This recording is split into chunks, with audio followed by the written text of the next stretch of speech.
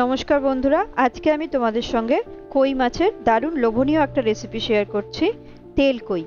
তোমরা ভিডিওটা দেখো আর ভালো লাগলে আমাকে অবশ্যই জানিও। তেল কই তৈরি করার জন্য আমি 10টা কই মাছ নিয়েছি। মাছগুলোর গায়ে একটু চিড়ে দিয়েছি যাতে মশলা ভালো মতন ঢুকে যায়।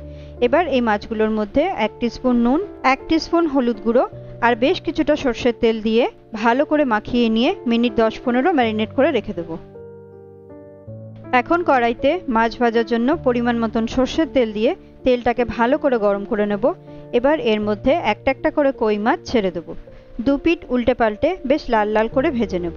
মাছগুলোকে ভেজে নিয়ে তুলে নেওয়ার পর বাকি মাছগুলোকেও একই রকমভাবে 2 পিঠ ভেজে আবার তুলে নিচ্ছি। এখন ওই তেলের মধ্যেই দিয়ে দিচ্ছি 1 টিস্পুন গোটা জিরে আর 1 টেবিল স্পুন আদা বাটা। আদা বাটাটা একটু নাড়াচাড়া করে নিয়ে দুটো বড় সাইজের বেটে রাখা পেঁয়াজ দিয়ে দেবো। আদা আর পেঁয়াজটা একসঙ্গে খানিকক্ষণ ভেজে নেব যতক্ষণ না পর্যন্ত কাঁচা গন্ধটা চলে যায়। এখন এর মধ্যে দিয়ে দিচ্ছি ব্যালেন্সের জন্য 1 টিস্পুন চিনি আর 1/2 টিস্পুন মতন নুন চিনি ভালো করে মিক্স করে নেওয়ার পর মিনিট খানেক আবারও ভেজে নেব। এখন দিয়ে দিচ্ছি 1 টিস্পুন জিরে গুঁড়ো, 1 টিস্পুন ধনে গুঁড়ো, 1/2 টিস্পুন হলুদ গুঁড়ো আর 1 টিস্পুন লাল লঙ্কার গুঁড়ো। সামান্য জল দিয়ে দিচ্ছি, তা না হলে কিন্তু মশলাটা পুড়ে যেতে পারে। মশলাটাকে খুব ভালো করে এবার কষিয়ে নেব যতক্ষণ না পর্যন্ত তেল ছেড়ে আসছে। দেখো বন্ধুরা, মশলাটা কষে তেল ছেড়ে এসছে। এবার এর মধ্যে ঝোলের জন্য পরিমাণ মতন জল দিয়ে দেবো।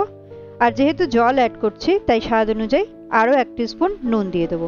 কয়েকটা গোটা কাঁচা লঙ্কাও দিয়ে দিচ্ছি। ঝোলটা ফুটে উঠলে ভেজে রাখা কই মাছগুলো একটা একটা করে দিয়ে মিনিট 10-এর জন্য ঢাকনাটা বন্ধ করে দেবো। এই সময় গ্যাসটাকে কিন্তু মিডিয়াম ফ্লেমে করে দেবো। 10 মিনিট পর ঢাকনা খুলে দিচ্ছি। রান্নাটা যেহেতু তেল কই তাই স্বাদের জন্য আরও কিছুটা পরিমাণ সর্ষের তেল অ্যাড করে দেবো আর দিয়ে দেবো বেশ কিছুটা কুচনো ধনেপাতা। একটু নাড়াচাড়া করে নিয়ে গ্যাসটাকে অফ করে আবার ঢাকনাটা বন্ধ করে দেবো যাতে ফ্লেভারটা এর মধ্যে থেকে যায়। আজকের রান্না তেল কই কমপ্লিট বন্ধুরা। তোমরা বাড়িতে এই রান্নাটা করে দেখো, খেতে কিন্তু দারুণ লাগবে।